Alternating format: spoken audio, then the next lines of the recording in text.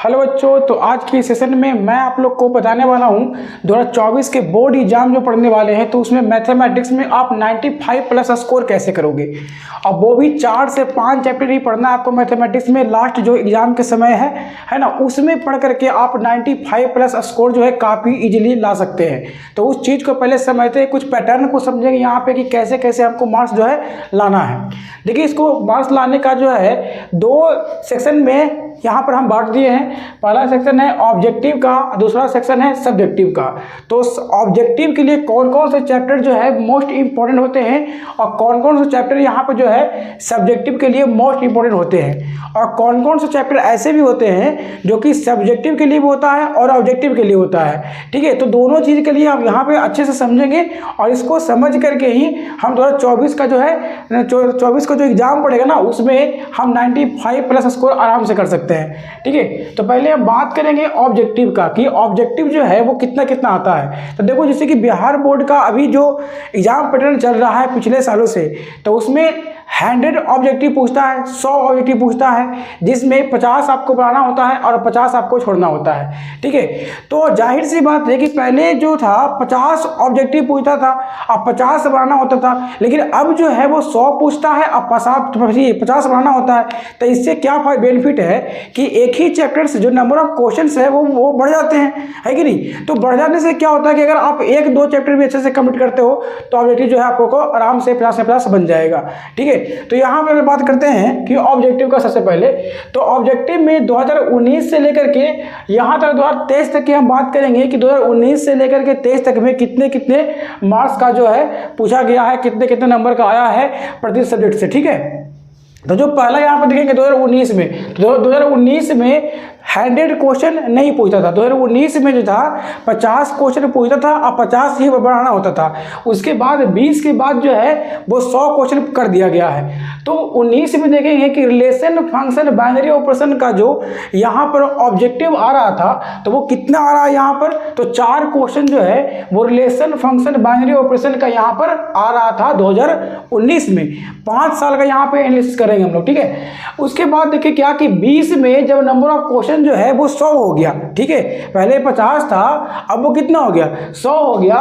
तो भी यहाँ पर कितना हो रहा है अभी कि 3 क्वेश्चन आ रहा है।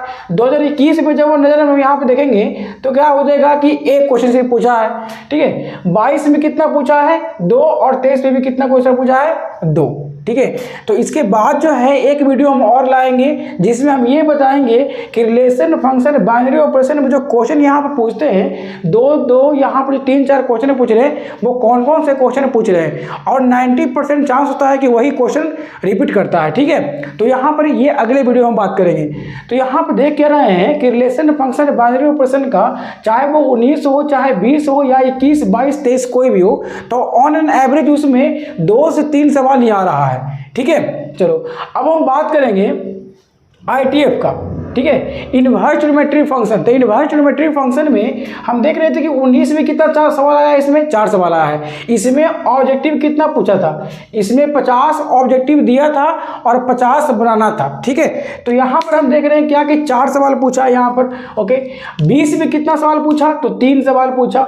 21 में कितना है, 13 है। देखिए, तो यहाँ पर 2021 में ITF का जो क्वेश्चन है ना, वो काफ़ी ज़्यादा इंक्रीज कर दिया कि 13 ऑब्जेक्टिव जो है वो एक ही चैप्टर से पूछ दिया गया है। ओके, 22 में 5 है और 23 में क्या है, 9 है। तो यहां से हिसाब किताब आप लगा सकते हैं कि ITF का जो एग्जाम जो 2024 में एग्जाम होगा बोर्ड एग्जाम का, ठीक है, तो उसमें ITF का जो सवाल है वो 9 से 10 तो बिल्कुल रहने वाला ऑब्जेक्टिव में। ठीक है, तो काफी ज्यादा अच्छा होता है कि ITF ऐसा चैप्टर है ना कि ITF जब पढ़ोगे आप तो आपको ऑब्जेक्टिव में भी देगा, 2 नंबर में भी देगा एंड 5 नंबर में भी देगा। और ये फॉर्मूला बेस्ड होता है पूरा का पूरा। अगर फॉर्मूला आपको अच्छे से याद है तो आराम से 9 नंबर जो यहाँ पर 13 नंबर उठाना होता है ना, काफी इजीली आप लेकर के आओगे। ठीक है, तो यहाँ पे देख रहे हैं क्या कि यहाँ पर 9 आ रहा है, यहाँ 5, यहाँ 13। तो एक यहाँ पर अनुमान रखिए कि 2024 में जो एग्जाम होगा ना, उसमें ITF का जो 9 से 10 सवाल आने वाला है। ओके, अब आगे बढ़ते हैं अलजेब्रा में मैट्रिक्स एंड डिटरमिनेंट। ठीक है, ये भी एक बड़ा पोर्शन है, इसको भी छोड़ छोड़ नहीं सकते हम लोग। तो देखो 19 में जब क्वेश्चन कितना पूछ रहा था, जब 50 क्वेश्चन यहाँ पे आ रहा था ऑब्जेक्टिव में, तो उसमें ये 8 सवाल आया था मैट्रिक्स एंड डिटरमिनेंट का। तो अब देखो यहाँ पे कितना है कि 20 में 11 सवाल आया है, 21 में 15 सवाल आया है, 22 में 13 सवाल आया है और 23 में कितना आया है 12 सवाल फिर से। तो 15 13 यहाँ पे कितना आ गया 12। तो ऑन एन एवरेज इसमें भी देखेंगे कि 12-13 सवाल जो है आप लोग को आने वाला है ये मैट्रिक्स एंड डिटरमिनेंट में। तो यहाँ पे ध्यान रखेंगे कि 12 से 13 सवाल यहाँ पे आ जाएगा, ठीक है। तो काफ़ी ये समझ रहे हैं कि जब 100 क्वेश्चन पूछ रहा है उसमें 12 से 13 सवाल जो है मैट्रिक्स और डिटरमिनेंट का होता है, अब वो भी काफ़ी इजी होता है। तो 12-13 सवाल तो आप यहीं से कर लोगे, 9 सवाल तो 9 से 10 सवाल तो यहाँ पे आप कर लोगे, ठीक है। तो उसी प्रकार से अब हम आगे बढ़ते हैं कि डिफरेंशिएशन। तो डिफरेंशिएशन में देखिए साल 2019 में यहाँ से 5 क्वेश्चन पूछा था, ठीक है। 20 में 6 क्वेश्चन पूछा है, लेकिन 21 में 21 क्वेश्चन पूछा, 22 में 13 क्वेश्चन पूछा और 23 में 13 क्वेश्चन पूछा। तो 24 में भी अनुमान रखिए कि 13 से 15 क्वेश्चन जो है पूछता है। देखो बनाना तो होता है कि भाई 50 से बनाएंगे, लेकिन जब 100 क्वेश्चन पूछेगा तो नंबर ऑफ क्वेश्चन तो है हर चैप्टर से बढ़ जाएगा कि जो चैप्टर से पहले 5 सवाल आ रहा था अब वही चैप्टर से 10 सवाल आएगा। तो अगर हमको 4 से 5 चैप्टर भी अच्छे से कंप्लीट रहेंगे ना तो ऑब्जेक्टिव बनाने में कोई दिक्कत ही नहीं होगा, 50 से 50 तो आराम से चला आएगा, ठीक है। अब बात आगे बढ़ते हैं जरा। 19 में कितना सवाल आया देखिए इंटीग्रल में 2019 में देख रहे हैं कितना सवाल आया, यहाँ पर 11 सवाल आया है, देख रहे हैं कितना आया 11। 20 में कितना है 16, 21 में 20, 22 में देखिए 27 सवाल आ गया है, ठीक है। 23 में कितना आ गया है 25। वाह कितना बड़ा सब मैंने कि यहाँ पे आ रहा है, सोचो ना यहाँ पे, ठीक है। तो इंटीग्रल्स जो है वो एक बड़ा पोर्शन यहाँ पे रखता है, ठीक है। तो इंटीग्रल में ध्यान रखिए कि 20 तो प्लस रहेगा, है ना, 20 ऑब्जेक्टिव इसमें प्लस रहने वाला है इंटीग्रल्स में। अब यहाँ बात करते हैं जरा वेक्टर में। तो वेक्टर में 19 में कितना था 8 सवाल था, 20 में 9 सवाल है, 21 में कितना है 19 सवाल है, 22 में 25 सवाल हो गया और 23 में 26 सवाल हो गया। मतलब यहाँ पर भी 20 प्लस रहने वाला है। तो आप सोच लो कि इंटीग्रल आपको अच्छा से कंप्लीट कर लियो 20 प्लस, ठीक है। वेक्टर आप पूरा बढ़िया से कंप्लीट कर लिए हैं तो कितना हो गया 20 प्लस, कहने का मतलब कि 20 तो क्या हो गया 40। तो 40 तो आपको 2 ही चैप्टर से आ गया। तो इंटीग्रल और वेक्टर आप अच्छे से अगर पढ़ लेते हैं तो ऑब्जेक्टिव के लिए आपको कुछ करना ही नहीं है, मतलब उतना में ही आपका 50 नंबर बिल्कुल बन जाने वाला है। अब बात करते हैं प्रोबेबिलिटी का और एलपीपी और यहाँ पर डिफरेंशियल इक्वेशन। तो प्रोबेबिलिटी का ज़्यादा क्वेश्चन रहता नहीं है, 2 से 4 क्वेश्चन यहाँ पर रहता है। यहाँ पर देख रहे होंगे कि 23 में 3 सवाल आया था, 22 में 5 सवाल आया है, 21 में 4 सवाल आया है और 20 में 3 सवाल और 19 में 4 सवाल।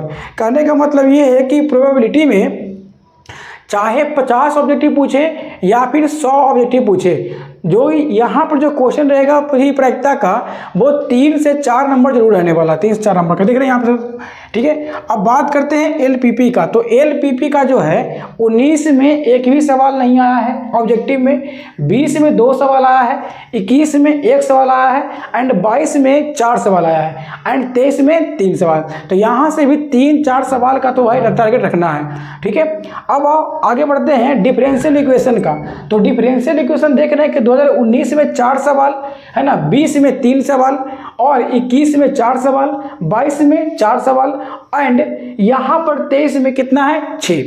तो अब यहाँ पर हम बात करते हैं कि सर कौन कौन से चैप्टर हमको जो पढ़ना है जिससे कि हमें 50 में 50 ऑब्जेक्टिव बन जाए, क्योंकि इतना सारा चैप्टर पढ़ेंगे तब तो फिर वही बात हो गई है ना। तो हमारा क्या करना है कि लास्ट में एग्जाम के समय कम पढ़ना है लेकिन ज़्यादा नंबर गेन करना है। तो इसके लिए मैं यही बताऊँगा कि आप जो है ना इसको पढ़ो, जरा डिफरेंशिएशन को पढ़ लो मन से, ठीक है, एंड यहाँ पढ़ लो मैट्रिक्स डिटरमिनेंट को, ओके, एंड यहाँ पढ़ लो आईटीएफ एंड यहाँ पे एक आ जाएगा इंटीग्रल्स एंड वेक्टर, ठीक है। तो ऑब्जेक्टिव लाने के लिए, ऑब्जेक्टिव का में अच्छा मार्क्स लाने के लिए यहाँ पर 1 2 3 4 5 ये 5 भी आपको नहीं पढ़ना है। अगर ऑब्जेक्टिव 100 पूछ रहा है जिसमें 50 बनाना है तो आपको 2 से 3 चैप्टर ही, आप इंटीग्रल्स पढ़ लो, ये वेक्टर पढ़ लो एंड मैट्रिक्स डिटरमिनेंट पढ़ लो। ठीक है, बस 3 चैप्टर यहाँ से आपको 3 चैप्टर बढ़िया से करके जाना है। आपको 50 में 50 लाने से कोई नहीं रोक सकता, ये गारंटी है। ठीक है, बस 3 चैप्टर ही पढ़ना ऑब्जेक्टिव के लिए। लेकिन यहाँ पर और भी चैप्टर को हम बोल रहे हैं पढ़ने के लिए, वो कारण उसका और भी है, उसको हम बताते हैं कैसे, समझेंगे पहले। तो ऑब्जेक्टिव के लिए क्लियर हो गया आप लोगों को कि अगर 100 ऑब्जेक्टिव पूछ रहा है और उसमें 50 बनाना है तो आपको 3 से 4 ही चैप्टर पढ़ने हैं ऑब्जेक्टिव के लिए। कौन कौन हो गया? डिफरेंशिएशन हो गया, इंटीग्रल्स हो गया एंड वेक्टर हो गया। ठीक है, तो इतना चैप्टर अगर आप पढ़ लेते हैं तो आराम से आपको जो है 50 पे 50 चला आएगा। अब बात करते हैं कि सब्जेक्टिव का। तो सब्जेक्टिव में 2 पार्ट हो जाता है, एक 2 नंबर का होता है और एक 5 नंबर का होता है। ठीक है, तो 2 नंबर का जो सवाल है वो कहाँ कहाँ से आते हैं जो देखेंगे हम लोग, रिलेशन, बाइनरी ऑपरेशन, फंक्शन। ठीक है, तो इससे भी जो 2 नंबर का सवाल जो है वो आता है, लेकिन वो कभी कभी आता है। मतलब कि इसमें जो है ना वो 10% इन चांस होता है कि इससे 2 नंबर का सवाल आएगा, समझे।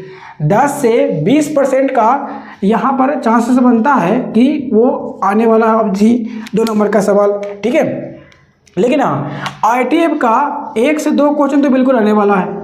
ठीक ना, 1 से 2 क्वेश्चन जो है वो ITF का 2 नंबर में सवाल बिल्कुल रहता है हमेशा। और मैट्रिक्स डिटरमिनेंट में भी हमेशा आपको 2 नंबर का सवाल जो है मिलेगा।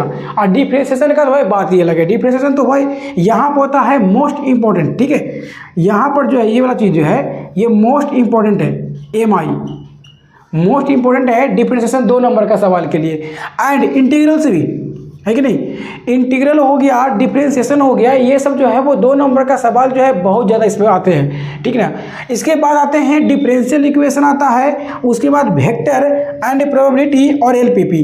तो यहाँ पे देखेंगे कि प्रोबेबिलिटी में हमेशा 1 से 2 सवाल जो है वो 1-2 नंबर में हमेशा रहने वाला है। और उसमें भी कंडीशनल प्रोबेबिलिटी जो होता है ना वो मोस्ट चांसेस होता है कि इसमें कंडीशनल प्रोबेबिलिटी आपको जरूर देगा 2 नंबर के सवाल में। ठीक है, और LPP का एक आध सवाल रहेगा या फिर नहीं भी रह सकता है। तो 2 नंबर के सवाल करने के लिए अगर मोस्ट इंपॉर्टेंट चैप्टर कहोगे तो मेरे हिसाब से आपको पढ़ना चाहिए क्या क्या, मैट्रिक्स डिटरमिनेंट पढ़ लीजिए, ये डिफरेंशिएशन पढ़ लीजिए, इंटीग्रेशन पढ़ लीजिए और यहाँ से ITF जरूर पढ़िए। ठीक है, एंड एक चीज़ और यहाँ पे आ जाएगा वेक्टर, 1 2 3 4 5। तो ये 5 चैप्टर भी आप अच्छे से कवर कर लोगे ना तो 2 नंबर का सवाल जिसमें कि 30 पूछा है ना कि नंबर ऑफ क्वेश्चंस कितने होते हैं, 30 होते हैं, जिसमें अटेम्प्ट कितना करना होता है, 15 करना होता है। तो 30 क्वेश्चन में 15 क्वेश्चन जो है बनाना है तो काफ़ी इजीली जो है वो 1 2 3 4 इस 4 1 5 चैप्टर से आराम से वो बन जाता है। ठीक है,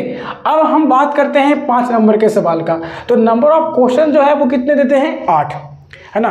जो क्वेश्चन सवाल में रहता है वो कितने क्वेश्चन रहते हैं, 8 क्वेश्चन रहते हैं, जिसमें 4 बनाना होता है और 4 छोड़ना होता है। अब मोस्ट इंपोर्टेंट चैप्टर कौन है भाई 5 नंबर के लिए, तो मोस्ट इंपोर्टेंट देखिए कौन कौन सा है। ITF का जो सवाल है वो रहता है, 1 क्वेश्चन तो रहता है। ठीक है, अब ये भी है तो इसमें भी चांसेस कम होता है थोड़ा सा कि 80% चांस होता है कि वो आता है या फिर नहीं भी आता है। लेकिन मैट्रिक्स डिटरमिनेंट का जो है ना वो आपको 100% एकदम चांस रहेगा कि या तो 1 क्वेश्चन मैट्रिक्स से आ जाए या फिर डिटरमिनेंट से आ जाए। लेकिन मैट्रिक्स डिटरमिनेंट से 1 क्वेश्चन 5 नंबर में जरूर रहेगा। उसके बाद आते हैं डिफरेंशियल इक्वेशन। तो ये भी 100% चलता है ये सब में, है कि नहीं, कि डिफरेंशियल इक्वेशन हो गया हो या मैट्रिक्स डिटरमिनेंट हो गया हो, इससे 5 नंबर का सवाल जो है एकदम हमेशा रहता है। ठीक है, अब बात करते हैं इंटीग्रल का। तो भाई इंटीग्रल तो यहाँ पर भाई राजा है कि नहीं, इंटीग्रल जो है यहाँ पर एकदम राजा है कि भाई 100% नहीं 200% मान लीजिए कि इंटीग्रल से सवाल रहेगा तो रहेगा। ठीक है, वेक्टर भी क्या चीज़ है, बहुत ज़्यादा इंपॉर्टेंट है यहाँ पर। तो यहाँ पर वही चैप्टर को हम जो लिखे हैं, जो चैप्टर से 5 नंबर का सवाल जो है एकदम आने का चांसेस पूरा 100% रहता है। LPP का 1 सवाल दम रहेगा जरूर 1 सवाल रहता है। प्रायिकता का जो है वो 1 सवाल रहता है, लेकिन ये चांसेस बहुत कम होता है ना, तो इसको हम नहीं काउंट करेंगे, प्रोबेबिलिटी का काउंट नहीं करेंगे, इसको हमको नहीं पढ़ना है। तो हमें पढ़ना क्या चाहिए, हमारा पढ़ना जरूरी कौन कौन है, इंटीग्रल पढ़िए है ना, डिफरेंशियल इक्वेशन पढ़िए 5 नंबर के लिए, वेक्टर पढ़िए है ना, LPP पढ़िए। LPP एकदम 1 नंबर 1 क्वेश्चन जो है ना 5 नंबर का एकदम रहता ही है। तो 1 2 3 4 देखिए 4 सवाल आ गया। एक पढ़ लीजिए आप ये मैट्रिक्स एंड डिटरमिनेंट।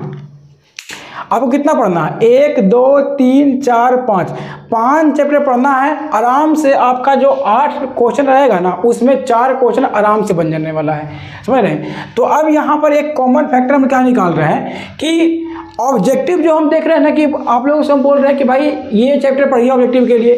तो ऑब्जेक्टिव के लिए क्या क्या पढ़ना है, देखिए जरा, इंटीग्रल पढ़ना है कि नहीं।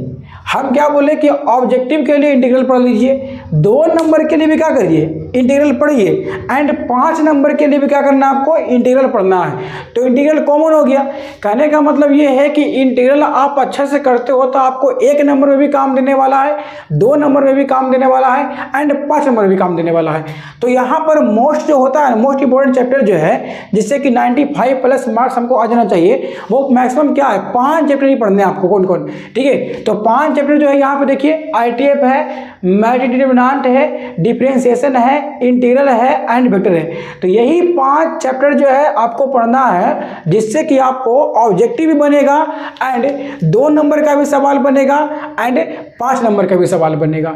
तो सोचो कि जहाँ पर 30-35 चैप्टर जो है क्लास 12 में होते हैं, वहाँ पर 5 चैप्टर सिर्फ आपको पढ़ना है लास्ट के। अब जो 2-3 महीने बचा हुआ है, उसमें क्या करना है कि आराम से ये 5 चैप्टर को मन से पढ़ लेना है। 95 प्लस स्कोर आने की गारंटी मिलते हैं सही में, ठीक है। तो आप जो है इसको पढ़ो मन से, तो बिल्कुल आ जाने वाला है नंबर, ठीक है। तो अगले वीडियो में जो है हम बताने वाले हैं आप लोगों को कि जो ऑब्जेक्टिव आता है ना यहाँ पे, जैसे कि रिलेशन, फंक्शन, बाइनरी ऑपरेशन, तो यहाँ से कौन कौन से क्वेश्चन आते हैं, ठीक है, कैसे कैसे आते हैं, वो चीज़ को सारे को हम बताएंगे, ठीक है। और यहाँ पे इंटीग्रल का ही बताएंगे, डिफरेंशियल का ही बताएंगे कि कौन कौन से फॉर्म पे आ रहा है क्वेश्चन जो। ओके, तब तक के लिए धन्यवाद, शुक्रिया।